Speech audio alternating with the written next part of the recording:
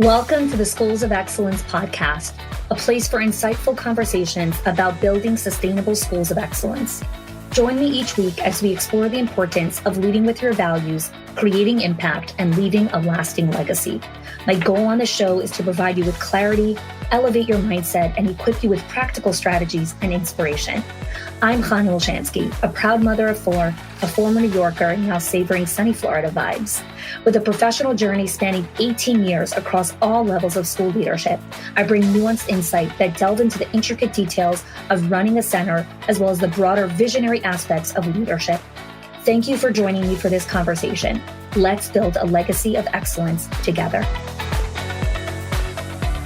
Hello, and happy summer to you all. Happy August. So August in Florida, just to give you a little backstory before we dive into today's episode. So, July and August are when Florida is basically like 4 inches away from the sun. And in the same way that in New York and Canada, you don't go outside in the winter because, your face will freeze. In Florida, you don't really go outside in like July and August because, everything will fry. So I often find the summer season, because I'm inside more in my house and not outside in just a lot of what the beauty and nature of what Florida has to offer for all the other months of the year. It's a time of kind of, just introspection. I do a lot more deep cleaning during the summer. My 2 older kids are away in sleepover camp, so I've got my 2 little ones at home. Mayor's schedule has a lot more flexibility during this time. My schedule kind of has a little bit of flexibility as well. So we kind of take this time to audit different things that are going on in our home and some ways that we want to prepare for the upcoming school year, which is right around the corner for many of you, depending on where you live in the world, like maybe even next week. So today's conversation is about auditing season and maximizing the summer to enhance your school leadership. So let's dive into what kind of audits school leaders can really do in the summer to prepare better for the school year. So I want to talk first about why the summer is such a great time for summer audits. So like I was sharing just personally, there's less operational demands in the summer. So again, in our home, there's less humans in the house, right? I have 2 kids that are in overnight camp for 8 weeks. And so just the fact that there's less humans in the home makes for less mess, less operational things to be thinking, less calendar stuff that are going on. And so I like to use that season for reflection and for planning. And so in schools, there is a decrease of operational demand during the summer season. There's a little bit of a slower pace to things, a little bit less ops demand. And so it creates just a little bit more capacity to conduct some proper audits, what's happening inside of the center to prepare for the upcoming school year. The summer break in general is also it's a reflective period. It's a lot of just kind of a natural pause in just the general cycle and the seasons. It's a time of introspection, and school leaders can really take time to review your past practices, some outcomes, really identify areas for improvement, and really set the stage for some strategic planning and goal setting for the new school year.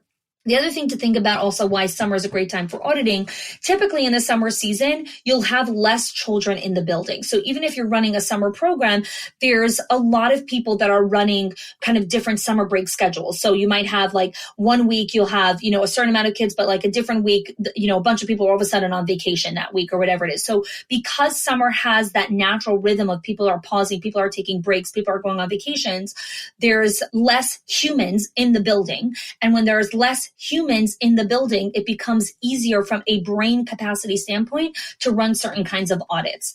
And so that's why Mayor and I, in our cycle, just in our personal lives, the summer is a time where I love summer. Just in general, I love summer.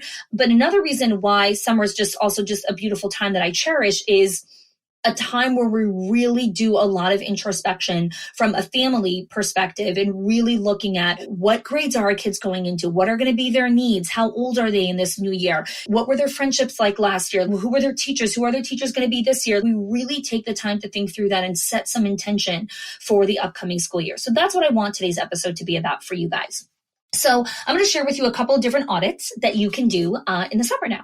So the first one is curriculum audits, reviewing your curriculum to ensure that there is an alignment with standards, with relevancy to student needs, with relevancy to your parent body, with integration of best practices. So auditing what curriculum did we use this past year? Did it work? Did it not work? Do we want to continue to do it? Do we want to make some tweaks? Is there a different classroom that we should start using this curriculum? A lot of times when schools roll out curriculums, they might have, a certain amount of classes that will use that particular curriculum. And so then the summer is a time to audit and say, okay, do we want to introduce this to all of the other classrooms? Do we want to trash this curriculum and choose something else? So curriculum audits are a great time to be running in the summer. Another audit is assessment audits. So evaluating all your assessment practices. So whether you're doing this intentionally or subconsciously or whatever it is, there are multiple different kinds of assessments and diagnostics that you're running inside of your center for all the different stakeholders. So you have like parent assessments, like surveys that go out. You have teacher assessments. So whether you're running classroom observation assessments, skills audits, we have an audit inside of our Directors Inner Circle. It's called the 6 Performance Keys, which assesses the 6 key skills that all teachers need to be teachers of excellence. We have a diagnostic called the 4 Forces Diagnostic, which is a diagnostic tool to assess your directors and where are they holding in their skills. So you have those kinds of assessments. There are, cleanliness assessments. There's checklists that need to be done. There are multiple different kinds of assessments that you're running with all the different stakeholders inside of your center. And then just like building maintenance in general also has this kind of assessment of like, where's the maintenance in the building holding or licensing code or whatever. So the summer is a phenomenal time to look at all your assessments and ask yourself, where is the opportunities for improvement in these assessments? Is the way that we're getting parent feedback still working, right? Do we want to upgrade our surveys? Is the way that we're auditing, the way that the teachers, how our directors are running their classroom observations right now, is that good? Or do we want a better system? And we have those systems inside of our program. Is the way that we're running one-on-ones effective? Do we need to update our quality of questions based on what's happening in the world right now? Great. You might want to upgrade that. Is our parent handbook up to date? Do we want to update our parent handbook? Is our teacher handbook up to date? Is our website in the way that we're doing tour collection up to date? I went to a school website actually a couple weeks ago and it said inquire here. And then when I clicked on it, it said this link is no longer working. Please call the main office. And I was like, why does it even say inquire here? So all of these assessment audits, the summer is such a great time to be assessing those. Now, what happens a lot of time when school leaders start to kind of go down this rabbit hole is they're like, oh, and now I need this thing and I need this thing and I don't know how to create this and I don't know how to do this thing. This is why, one of the reasons why I created the Schools of Excellence membership, our Directors Inner Circle and our Owners HQ program. I created it because I don't want leaders to have to spend hours and hours and hours and weeks and months reinventing the wheel. We have all of these assessments and tools inside of our program, whether it's accumulation of other members that have brought stuff together or it's stuff that, we've created on our own where you can plug and play. So if you're like, I need a better classroom observation system. Great. We have that. You can look at it, see what you like, take what you like, throw out the rest, and use it and plug and play inside of your center. So if you're thinking of like, I want to do an assessments audit, but I know I have to update all of these things and I don't know where to get started, click the link in the show notes. You might be a great candidate for our Schools of Excellence membership. Another audit to run inside of the summer is the technology audit, reviewing your technology infrastructure. So every 90 days inside of the business, we do a tech stack audit. So our ops department will audit all the different technologies and softwares that we're using inside of the business. So we run basically a fully online business, which means we have a lot of tech tools, right? Right now you're listening to the podcast. I recorded it on a specific piece of software that we have in the business for podcasting, right? And we have multiple different softwares that we use depending on what we need for podcasting, right? There's recording, there's editing, there's sound, there's audio, there's visual, there's all these different things. And so we need to make sure that we are auditing our tech stack regularly and asking, do we still need this tool? Sometimes we buy a particular tool because we need it for a particular season and then we forget to cancel it. Or, we're using a particular tool, but it's actually not working anymore and there's a better, more efficient, cheaper one out there. So auditing your tech stack, again, not obsessively where it's like, oh my God, every month you're auditing your tech stack. No. The summer's a great time to do it. Audit your tech stack, audit your technology, and ask yourself, what softwares are we using? There are so many schools, when I talk to them, they literally have like one of every single kind of CRM. And I was like, why? Why do you have all 5 of those? They all do the exact same thing. Pick one. So it's really understanding like, what tech do I actually need to run this business efficiently and effectively. Sometimes you have a certain tech because you heard it at a conference or you saw that person in a trade show and were excited about it and you got it, but you're not even using it. And that's not to say that you shouldn't use it or you should cancel it right away or whatever it is, but it's saying, why do I still have this? Do I need it? Do I need to go learn how to use it or whatever it is? So tech audits. What is another audit that you can do in the summer? A facility audit, evaluating the condition of the facility, classrooms, common areas, outdoor spaces, identifying maintenance needs, safety concerns, all of those. Great time to do it in the summer. Great time to look at all of these areas. So you think about what's it called? On the roads. Construction will happen a lot during the summer, right? There's the summer construction season. And I lived in New York for many, many years, and that the summer is always a time where they're doing construction.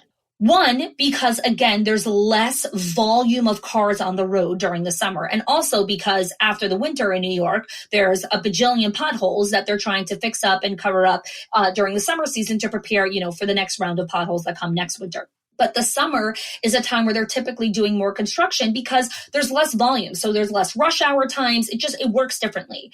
Now, that doesn't mean that there's never traffic or it's like there's no cars on the road. So, doing summer construction is the best time. And this is also something, the reason I'm using this analogy is because I want you to understand that you might be listening to this and thinking, well, the summer is not a slower season. It's actually really busy still. And so we can't run these audits or whatever it is. I understand. I'm sharing this with you here is because, yes, sometimes you're in a season where it's not the ideal time to do an audit or whatever it is. But when you're hearing this, you're like, you know what? We haven't done a facility audit in a really long time. Let's do it. Let's run this audit now. I often think about one time. So when I lived in New Jersey, where my parents live, I lived with my, 6 months or 9 months or something like that when I was dating Mayor during that time period. And so I had traveled to New York to go to a friend's wedding. But I drove back to New Jersey that night to sleep in my parents' house. And I had driven back, probably 11, it was closer to midnight. And I was taking the Holland Tunnel to get to New Jersey. My parents live 15 minutes out of the tunnel. And I pull up to the tunnel and it's midnight and there is a standstill. Nobody's moving. And I'm like, who is traveling at midnight? Why is there traffic at 12 o'clock at night? What the hell is going on here? And I was so mad because I really thought it was going to be a quick trip home. And here I am sitting at the entrance of the tunnel, not moving, bumper to bumper traffic. Anyways, after sitting it was almost a half hour, we finally started moving. And anyways, I come out of the tunnel, I come home, and my dad was actually still up, and I come into the house, and he was like, how was the trip? And I was like, oh, it was so frustrating. There was so much traffic at the tunnel. And so my dad starts laughing. He's like, oh, they clean the tunnel at midnight. And I was like, they what? And he's like, yeah, every single night at midnight, they wash the tunnel from all the fumes from all the trucks. They clean it.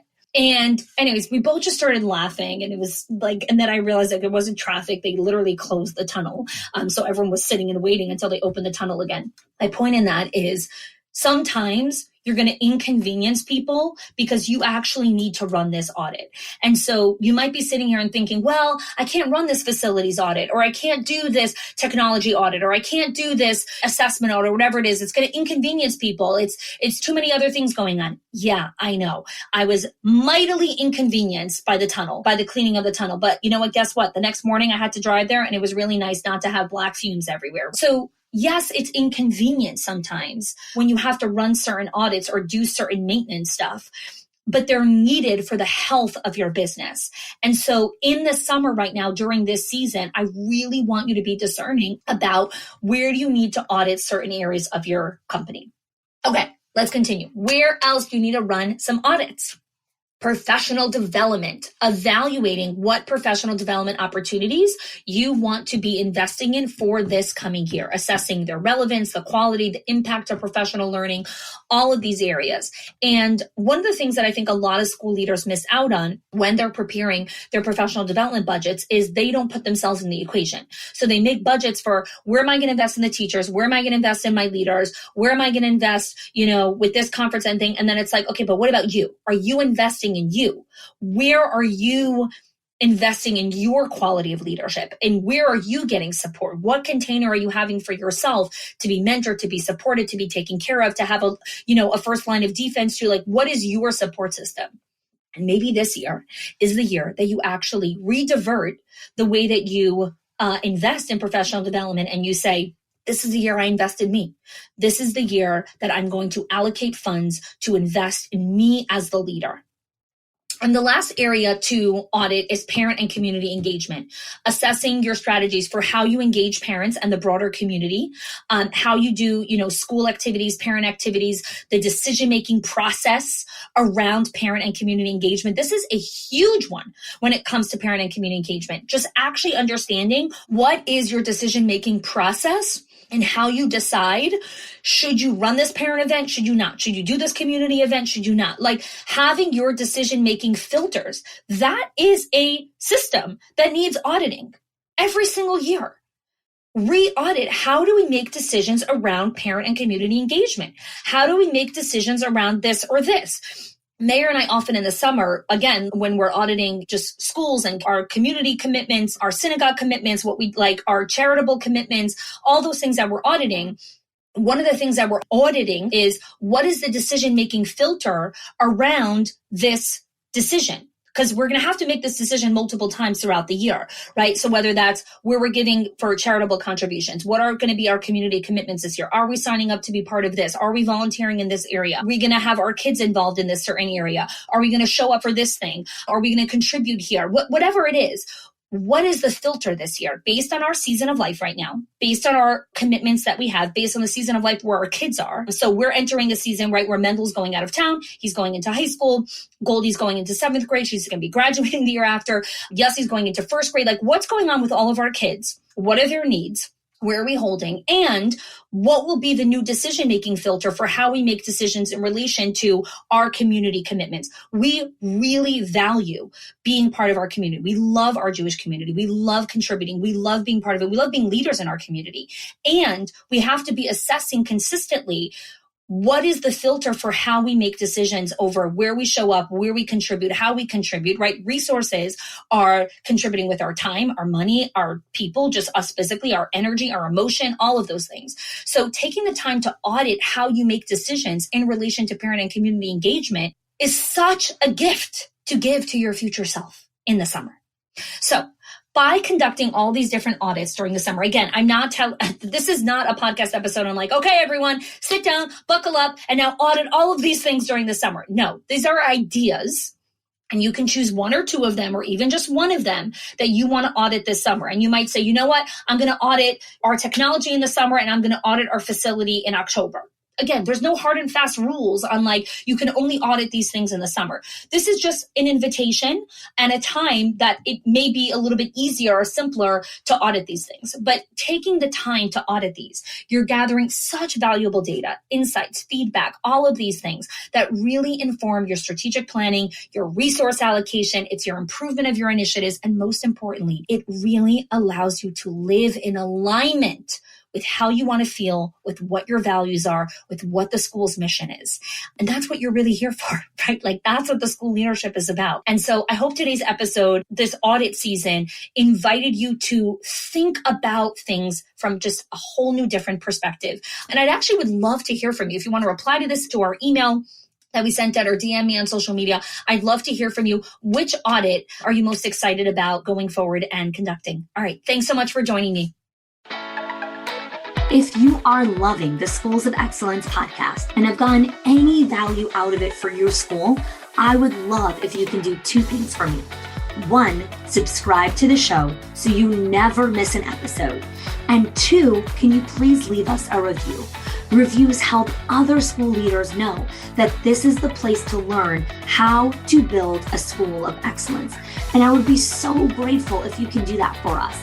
Your help and support makes this show to be able to be listened by the thousands of other school leaders all around the world.